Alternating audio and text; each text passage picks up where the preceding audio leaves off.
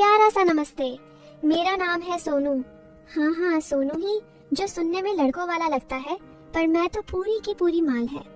उम्र अभी अभी 22 की हुई हूँ, पर लगती हूँ जैसे 18 की कोई कली जो बस फूटने को बेताब है। गाल गुलाबी, आंखें बड़ी बड़ी, होंठ ऐसे कि जैसे किसी ने चेरी का रस चुपके से लगा दिया हो। और हाँ, मेरी कमीज हमेशा एक बटन ढीला रहता है, गलती से, बिल्कुल गलती से। अब आप ही बताओ, जब सांसें तेज चलती हैं तो बटन भी तो थोड़ा आजाद होना चाहते हैं ना। मैं बात कर रही हूँ उस दिन की, जब मैं पहली बार डॉक्टर साहब के क्लिनिक में घुसी। नहीं, कोई बारिश नहीं थी, कोई बिजली नहीं गुल हुई थी। बस मैं सुबह सुबह नहा कर निकली थी। बाल अभी अभी गीले थे और मेरी चुन्नट वाली सलवार सूट पर चिपक रही थी। मम्मी बोली, सोनू बेटी, तेरी कमर में अजीब सी खुजली सी हो रही है ना, चल डॉक्टर विक्रम सिंह के पास, वो बहुत अच्छे हैं। गांव के सारे बड़े बूढ़े उसी के पास जाते हैं। मैंने मुंह फुलाया, पर मन ही मन खुश थी। सुनने में आया था डॉक्टर साहब जवान हैं, कसरती बदन और आवाज में ऐसा मक्खन कि सुनते ही घी बन जाए। क्लिनिक पहुंची तो लाइन थी, पर मेरे लिए नंबर तुरंत आ गया। शायद मेरी मुस्कान ने जादू कर दिया। अंदर घुसी तो देखा डॉक्टर साहब कुर्सी पर पीठ टिकाए, चश्मा नीचे सरका के मुझे घूर रहे थे, मतलब देख रहे थे। सफेद कोट, नीचे नीली शर्ट, बाहें मोड़ी हुई, नसें उभरी हुई। मैंने सलवार का नाड़ा ठीक किया और बोली, डॉक्टर साहब नमस्ते। नमस्ते सोनू जी, बैठिए, बताइए क्या तकलीफ है। उनकी आवाज में कुछ ऐसा था कि मेरी कमर की खुजली और बढ़ गई। मैंने धीरे से कुर्सी पर कूल्हे टिकाए और बोली, साहब जब भी मैं झुकती हूँ कुछ चुभता सा लगता है, जैसे कोई छोटी सी सुई अंदर घुस जाए। मैंने जानबूझकर कमर को थोड़ा सा आगे किया, चुन्नट सरकी, थोड़ी सी त्वचा चमकी। वो चश्मा और नीचे सरकाए, दिखाइए तो जरा। मैं उठी, टेबल के पास गई, धीरे से सलवार का नाड़ा ढीला किया और कमीज ऊपर की, बस 2 इंच, पर इतना कि उनकी सांस रुक गई। मैंने पीठ उनकी तरफ की और बोली, यहाँ साहब, बिल्कुल यहाँ। वो पास आए, ग्लव्स नहीं पहने, नंगी उंगलियां मेरी कमर पर फिसली, ठंडी उंगलियां, गर्म त्वचा। मैंने आंखें बंद की। वो धीरे धीरे दबा रहे थे, यहाँ या यहाँ। हर बार उनकी उंगली थोड़ी नीचे सरकती। मैं सांस रोक के बोली, हाँ बिल्कुल वहीं। फिर वो बोले, सोनू जी ये कोई सुई नहीं है, ये तो आपकी मांसपेशियां तनी हुई हैं। रोज सुबह तेल मालिश करो, गर्म पानी की थैली रखो। और हाँ, वो रुके, मेरी कमर पर उंगली से गोल गोल घुमाते हुए बोले, रात को सोते वक्त कुछ ढीला ढाला पहना करो ताकि हवा लगे। मैं मुड़ी, उनकी आंखों में आग थी पर चेहरा शरीफ। मैंने शर्माते हुए पूछा, क्या ढीला ढाला साहब? वो हंसे, जो आपको आराम दे। मैंने दवाई ली और निकलने लगी। दरवाजे पर रुककर बोली, साहब कल फिर आऊं? वो बोले, जरूर, पर सुबह 7 बजे, क्लिनिक बंद होने से पहले। मैंने आंख मारी और चल दी। बाहर आके मेरी सहेली गुड़िया मिली, बोली, क्या हुआ? मैंने कान में फुसफुसाया, कल सुबह 7 बजे फिर मालिश है। अगली सुबह मैं 6:50 पर पहुंची। क्लिनिक बंद था, सिर्फ एक बल्ब जल रहा था। दरवाजा खटखटाया, डॉक्टर साहब ने खोला। अंदर कोई नहीं। वो बोले, आज स्पेशल चेकअप है सोनू। मैंने सलवार कुर्ता उतारा नहीं, बस चुन्नट ऊपर की और लेट गई टेबल पर। वो तेल की शीशी ले आए, बोले, आज हाथ से ही मालिश करूंगा, मशीन ठंडी है। मैंने मुंह पिलो में दबाया और बोली, जितना दबाना है साहब दबाइए। तेल गर्म था, उनकी हथेलियां और गर्म, कमर से शुरू करके नीचे, फिर ऊपर, फिर कंधे, फिर गर्दन। हर बार उंगलियां थोड़ा और अंदर। मैं करा रही थी, आह साहब, हाँ वही। वो फुसफुसाए, सोनू तुम्हारी त्वचा बहुत नाजुक है।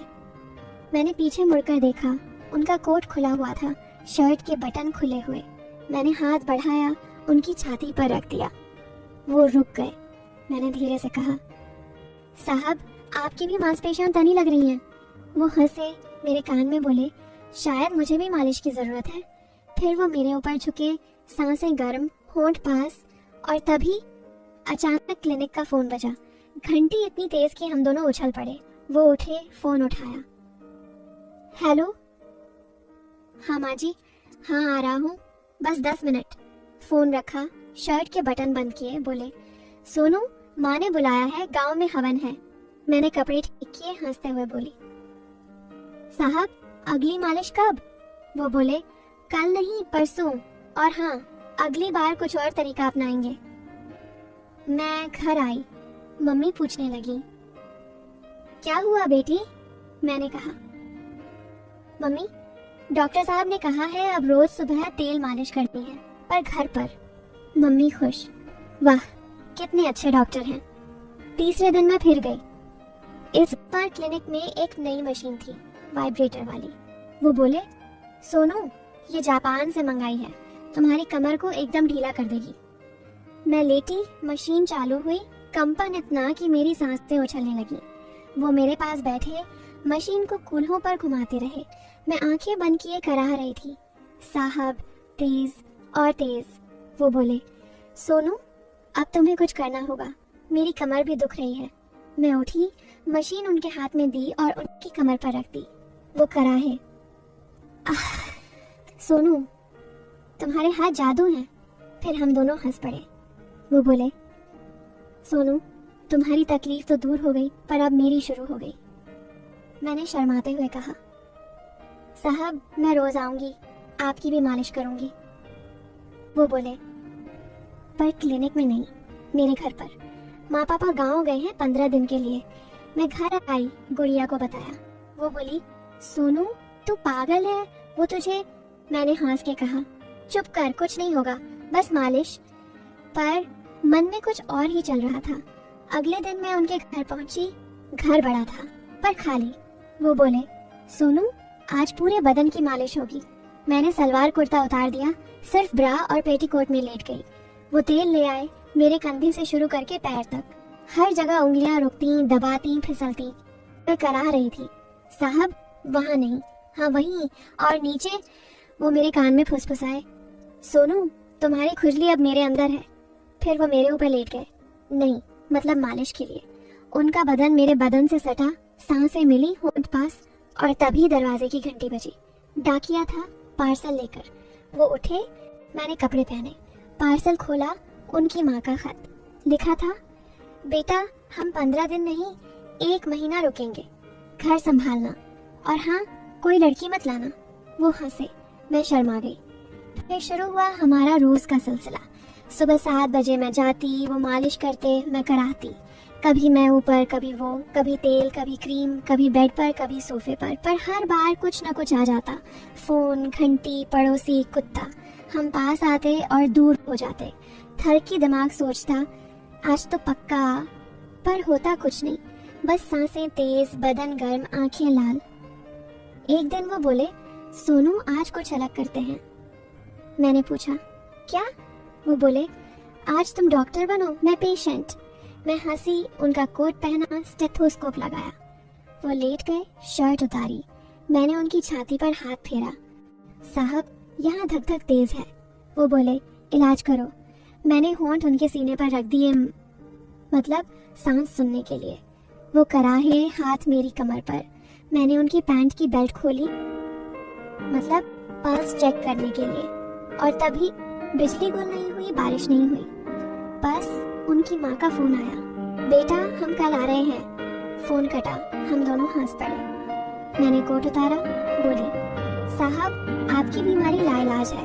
वो बोले, तुम्हारा इलाज भी।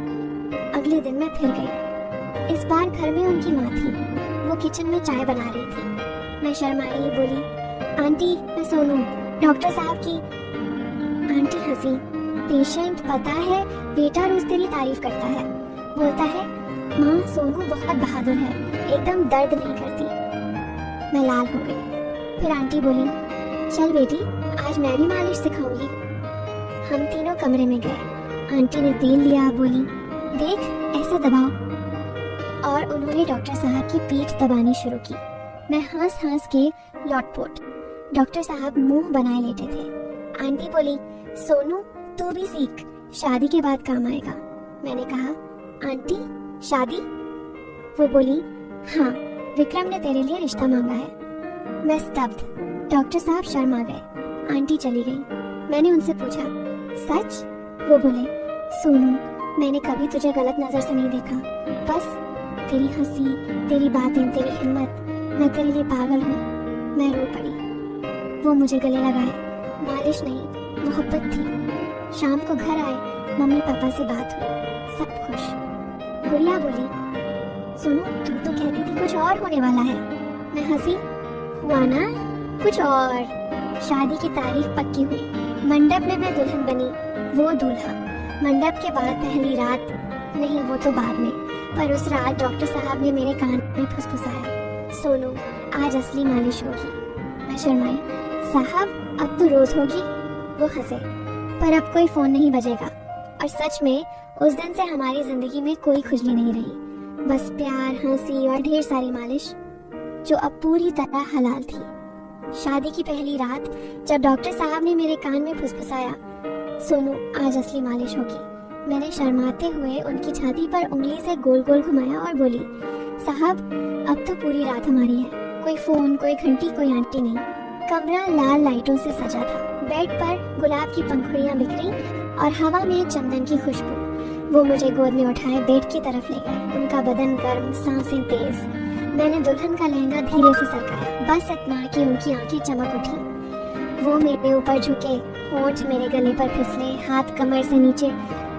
और तभी अचानक दरवाजा खुला। नहीं कोई डाकिया या पड़ोसी नहीं। अंदर घुसी गुड़िया, मेरी सहेली, हांफती हुई, हाथ में एक पुराना डायरी लिए।